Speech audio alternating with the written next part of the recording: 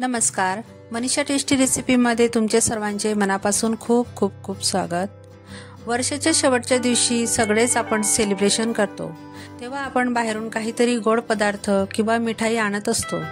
पण आज मी जी रेसिपी तुमच्यासोबत शेअर करणार आहे ती अगदी मार्केटमध्ये मिळते तशीच घरच्या घरी बनवणार आहोत। तर आज मी तुम्हाला अगदी सोप्या पद्धतीने झटपट अशी शेंगदाण्याची कतली किंवा त्याला आपण बर्फीही म्हणतो ती कशी करायची ते बघणार आहोत। दिसायला अगदी काजू कतली सारखी आणि बनवायला एकदम सोपी आणि 2 ते 3 साहित्यात आणि पहिल्याच प्रयत्नात एकदम परफेक्ट कशी करायची आणि ही बर्फी चिकट किंवा तोंडात टाकल्यावर गोळा होणार नाही, त्यासाठी मी काही टिप्स आणि ट्रिक्स सांगितले आहेत।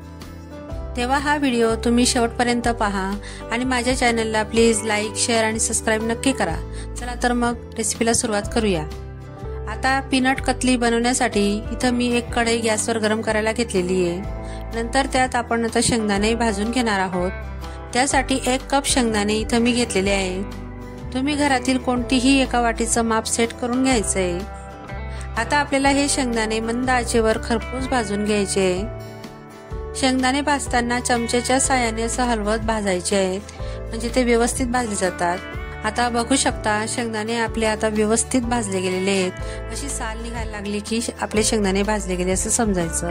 आता गॅसची फ्लेम बंद करायची आणि आता हे एका प्लेटमध्ये काढून थंड करून घ्यायचे आहेत। 1 ते 2 मिनिटांनंतर यांची आता आपल्याला साल काढून घ्यायची आहे। तर इथं आपल्याला शेंगदाण्याची पूर्ण साल काढायची आहे, अजिबात साल वगैरे ठेवायची नाही। थोडीशी शेंगदाण्यांना जर साल राहिली तर शेंगदाण्याच्या बर्फीचा जो कलर आहे तो थोडा चेंज होईल, वेगळा येईल।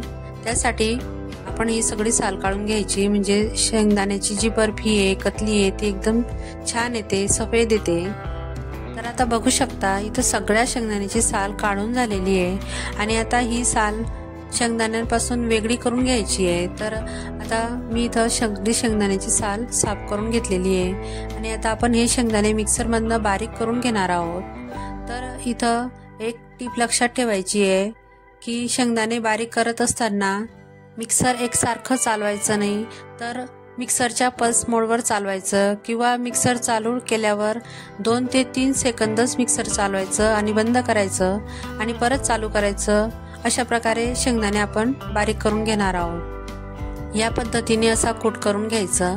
आणि अजून एक टीप लक्षात ठेवायची की जर तुम्ही एकदम मिक्सर चालू ठेवलं तर शेंगदाण्याला तेल सुटायला लागतं, त्यामुळे बर्फी व्यवस्थित जमत नाही।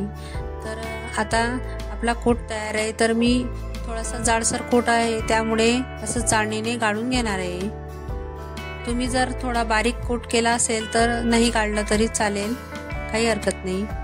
तर आता हा जाडसर कूटही आहे तो मी परत मिक्सरमधनं बारीक करून घेणार आहे। तर याच पद्धतीने मी आता शेंगदाण्याचा सगळा कूट गाळून घेणार आहे। तर बघा इथं मी सगळा कूट व्यवस्थित गाळणीने गाळून घेतला आहे। तर इथं आपला मस्त रव्यासारखा बर्फीसाठीचा शेंगदाण्याचा कूट तयार आहे। तर आपला शेंगदाण्याचा कूट तयार आहे आणि आता आपण पाक करून घेणार आहोत। तर त्यासाठी इथं कढई गरम करायला घेतलेली आहे आणि त्यामध्ये अर्धा कप साखर टाकून घ्यायची आहे आणि त्यात पाकासाठी 1/4 कप म्हणजे पाव कप पाणी टाकून घ्यायचं आहे। तर आपल्याला याचा पक्का पाक वगैरे करायचा नाही। तर आता इथं एक टिप मी तुम्हाला सांगणार आहे। आपण 1 कप शेंगदाणे घेतलेले होते, त्याच्या अर्धा कप साखर घ्यायची आहे आणि त्याच्याही अर्धा कप म्हणजे पाव कप पाणी घ्यायचं आहे। हे मेजरमेंट एकदम परफेक्ट आहे, त्यामुळे तुमची बर्फी एकदम व्यवस्थित येईल। आता इथं साखर पूर्णपणे विरघळली गेलेली आहे आणि असं चमच्याच्या साहाय्याने हलवत राहायचं आहे, त्यामुळे पाक लवकर बनतो। आता आपण पाक चेक करून घेणार आहोत। तर असं चमच्यावर थोडासा पाक घ्यायचा आणि पाक असा दोन्ही बोटांमध्ये घेऊन चेक करायचा। असं दोन्ही बोटांमध्ये चिकट व्हायला लागलं आणि अशी तार बनता बनता तुटायला लागली की समजायचं की आपला पाक इथं झालेला आहे। तर इथं पाक करण्यासाठी 3 ते 4 मिनिटं मला लागलेली आहे आणि पाक करत असताना गॅसची फ्लेम मी लोच ठेवलेली होती, म्हणजे आपला पाक व्यवस्थित बनतो। मग आता त्यामध्ये बारीक शेंगदाण्याचा कूट आपण टाकून घ्यायचा आहे आणि त्यात मी आता एक पदार्थ अजून टाकून घेणार आहे। हा पदार्थ टोटली ऑप्शनल आहे, तुम्ही नाही टाकला तरी चालेल। तर इथं मी 2 ते 3 चमचे मिल्क पावडर टाकून घेतलेली आहे, त्यामुळे कतली आपली एकदम काजू कतली सारखीच टेस्टला लागते। दिसायलाही तशीच दिसते. तर हे व्यवस्थित आता मिक्स करून घ्यायचं आहे. तर आता इथं मी अजून एक टिप तुम्हाला सांगणार आहे.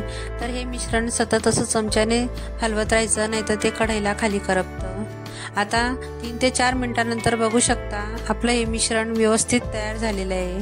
तर आता हे कसं ओळखायचं, तर चमच्याच्या साहाय्याने हे मिश्रण जेव्हा आपण असं गोळा करतो तेव्हा ते कढईला सोडतं आणि परत लगेच ते पसरट होतं, म्हणजे आपलं हे मिश्रण तयार आहे. तुम्ही व्हिडिओमध्ये बघू शकता.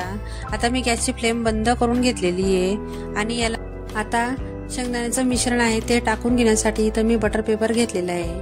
त्याआधी हे मिश्रण तयार आहे ते व्यवस्थित 1 ते 2 मिनिटं कढईमध्ये असंच हलवून घ्यायचं आहे, म्हणजे असा घट्टसर गोळा आपल्याला करून घ्यायचा आहे.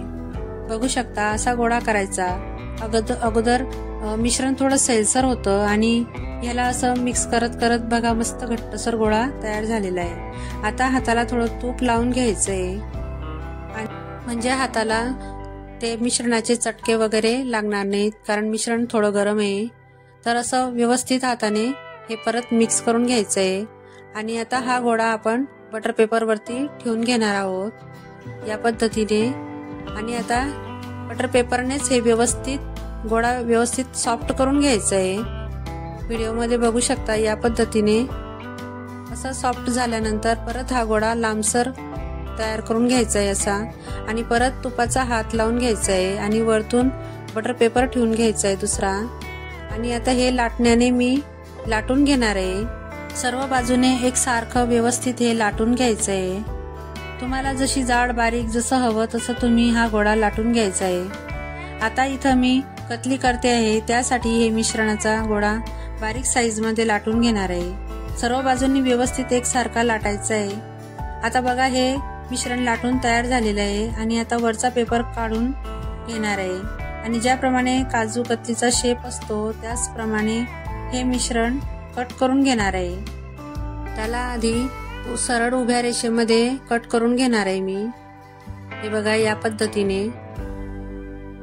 तुम्हाला जसं जाड बारीक लहान मोठे जसे हवे तसे तुम्ही ही काजू कतली करू शकता. आता तिरकस आकारामध्ये मी हे कट करणार आहे. ज्याप्रमाणे काजू कतलीचा शेप असतो त्याचप्रमाणे आपण हा शेप देऊन घेणार आहे. तुम्हाला जर चौकटी आकारामध्ये कट करायचं असेल तर तुम्ही तसेही कट करू शकता, पण आपण काजू कतली प्रमाणे शेंगदाणा कतली करतोय म्हणून त्याला आपण तसाच शेप देणार आहे. तुम्ही यावर चांदीचा वर्क येतो तो पण लावू शकता. आता शेंगदाणा कतली आपली तयार आहे आणि आता तुम्हाला एक तोडून दाखवते. अगदी सॉफ्ट अशी काजू कतली सारखीच आपली शेंगदाणा कतली इथं तयार झालेली आहे. तर इथं बघू शकता अगदी सॉफ्ट आणि थोडीही चिकट किंवा कोरडी झालेली नाहीये आणि तोंडात टाकताच विरघळून जाईल अशी आपली ही शेंगदाणा कतली तयार झालेली आहे. तिला काढताना बघा थोडीही तुटत वगैरे नाहीये. तर 1 कप पासून ती आपली शेंगदाणा कतली बनते. तुम्ही हिला 8 ते 10 दिवस एक एअरटाईट कंटेनर मध्ये ठेवून घेऊ शकता. ती व्यवस्थित राहते आणि उपवासालाही तुम्ही ही खाऊ शकता. सणाला किंवा 2 पाहुणे घरी आल्यावरही तुम्ही त्यांना देऊ शकता. एखादं सेलिब्रेशन तुमच्याकडे असेल तर त्यालाही तुम्ही ही झटपट अशी शेंगदाणा कतली करून सगळ्यांना खायला देऊ शकता.